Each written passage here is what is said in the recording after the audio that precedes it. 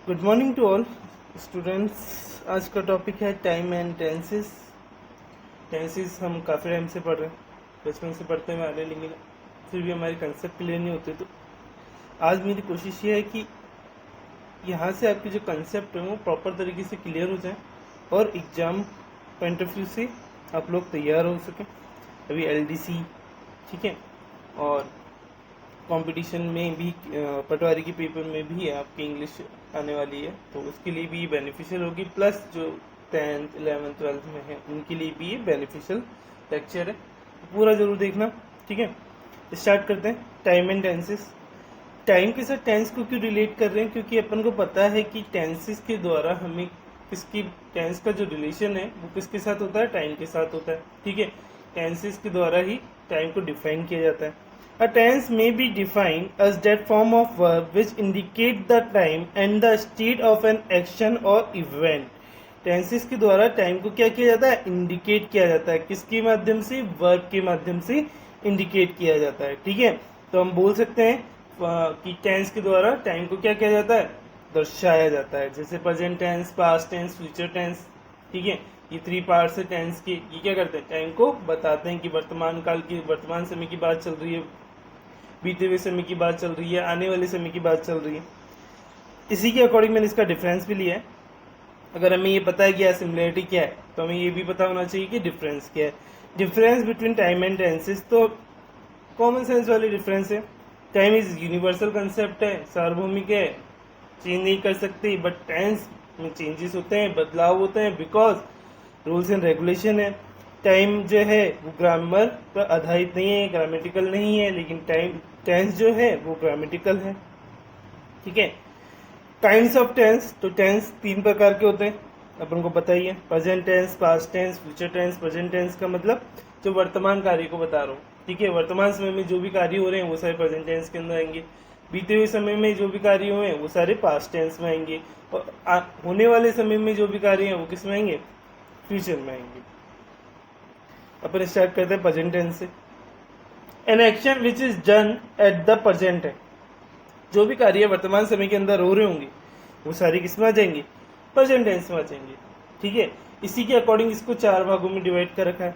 Present indefinite या simple, present continuous, present perfect, present perfect continuous.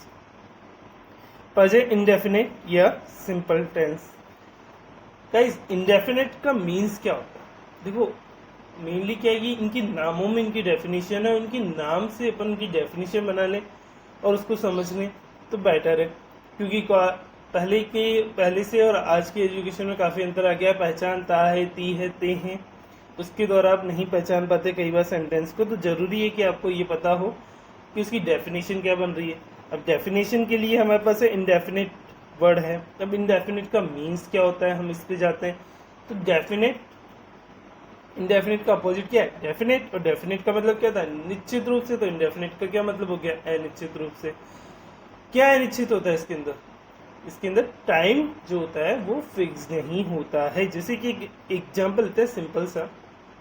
मैंने बोला Ram school जाता है। ठीक है, तो यहाँ पे कार्य करने वाला व्यक्ति भी है, सब्जेक्ट भी है, राम भी है। ठीक है, वर्ब भी है, जा रहा है।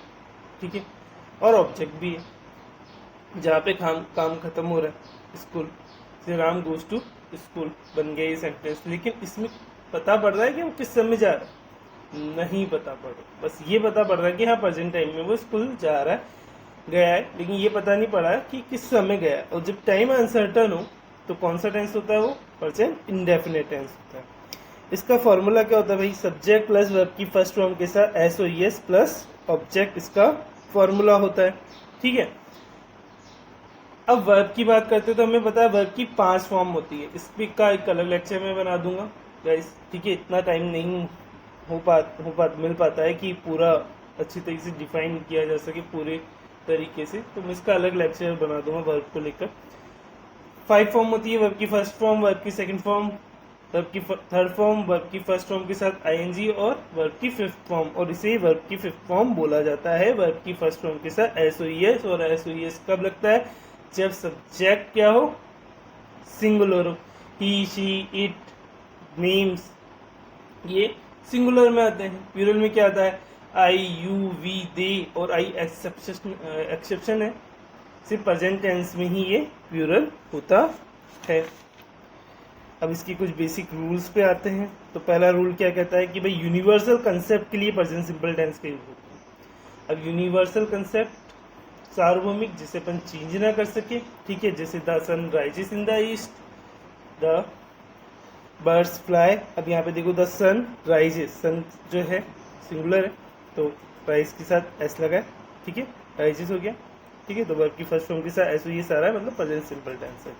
द बर्ड्स फ्लाई, यहाँ पे बर्ड्स जो है प्लूरल है तो एस ओ एस नहीं लगेगा, सिर्फ वर्ब आएगी, ठीक है, यूनिवर्सल कंसेप्ट है तो प्रेजेंट सिंपल टेंस होगा। सेकंड, वर्तमान के किसी स्थायी कार्य के लिए परमानेंट वर्ब की बात हो रही हो, रेगुलर रूटीन वर्ब की बात हो रही हो, तो हम कौन सा टेंस यूज करते हैं, हमेशा प्रेजेंट सिंपल टेंस यूज करते हैं। ही वर्क इन दिस ऑफिस, वो किस में काम करता है, इस ऑफिस के अंदर काम करता है, तो रेगुलर रूप से काम कर रहा है, ठीक है। सब्जेक्ट हमारा सिंगुलर है तो वर्ब के साथ क्या लग जाएगा, S. I live in India, वो इंडिया के अंदर रह रहा है, ये भी परमानेंट ही है तो आई हमारा क्या है, प्रेजेंट टेंस में प्लूरल होता है, मैंने पहले बता दिया। तो प्लूरल होगा तो लिव का लिव ही रहेगा, सीधा कुछ भी नहीं लगेगा। वर्तमान की आदत, हैबिचुअल एक्शन को बताने के लिए ही प्रेजेंट सिंपल टेंस का यूज होता है। जैसे he gets up before sunrise, ठीक है, तो he gets up before sunrise, तो वो सूर्य के उगने से पहले उठ जाता है, ये उसका हैबिचुअल एक्शन है।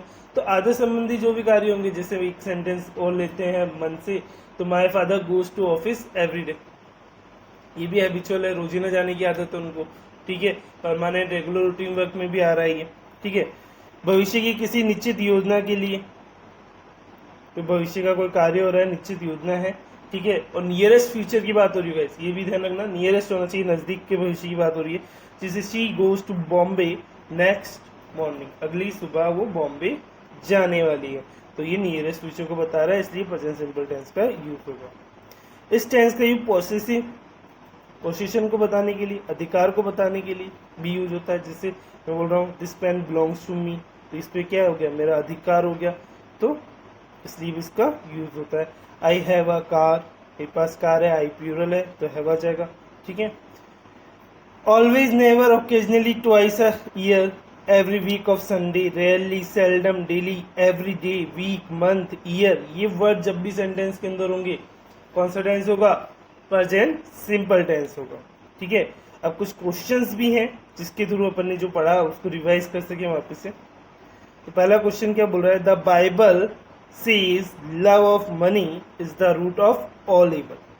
तो यहाँ पे सब्जेक्ट क्या हो गया, द बाइबल हो गया, उसके बाद क्या आ रही है, वर्ब की फर्स्ट फॉर्म के साथ क्या आ रहा है, एस और ई एस आ रहा है, ठीक है, सीज आ रहा है ना, एस लग रहा है ना, तो एस लग रहा है तो कौन सा टेंस होगा, प्रेजेंट सिंपल, एक कारण तो ये हो गया। दूसरा कारण, बाइबल के अंदर लिखी हुई बात है तो यूनिवर्सल होगी, मानते हैं, हमारी जितनी भी धार्मिक ग्रंथ में लिखी हुई बात है अपन उनमें मानते हैं, उन पर अमन करते हैं, तो बिल्कुल कौन सा टेंस हो जाएगा, प्रेजेंट सिंपल टेंस हो जाएगा। नेक्स्ट क्वेश्चन, ही ड्रिंक्स टी एवरी मॉर्निंग। पहली चीज तो कैसे पता पड़ रहा है, एवरी वर्ड आ रहा है, एवरी के साथ चाहे कुछ भी है, मैंने अभी बोला था day, night, week, month, morning, evening, कुछ भी है, ठीक है। ईयर, तो हमेशा कौन सा टेंस होगा, प्रेजेंट सिंपल टेंस होगा, और यहाँ पे सब्जेक्ट ही है और ही के बाद क्या आ रहा है, ड्रिंक, और ड्रिंक के साथ क्या लगा हुआ है, एस लगा हुआ है, तो कौन सा टेंस बन गया, प्रेजेंट सिंपल टेंस हो गया। अगला question, honey is sweet.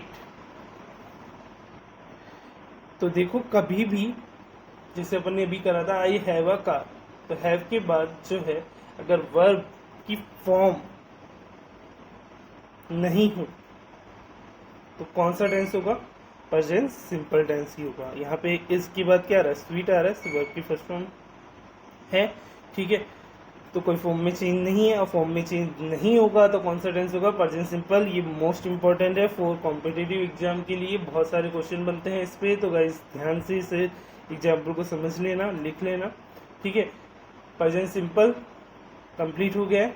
Next lecture में प्रेजेंट कंटिन्यूस और प्रेजेंट परफेक्ट पे अपन बात करेंगे, ठीक है। होपफुली आपको ये समझ में आ रहा होगा, अगर आपको समझ में आया है तो प्लीज़ लाइक सब्सक्राइब करें, दोनों चीज़ें करें, और मोटिवेशन दे कि हाँ कि लाइव क्लासेस के लिए भी मैं जल्दी से आपके लिए उपलब्ध हो सकूं। ठीक है। तो thank you very much guys.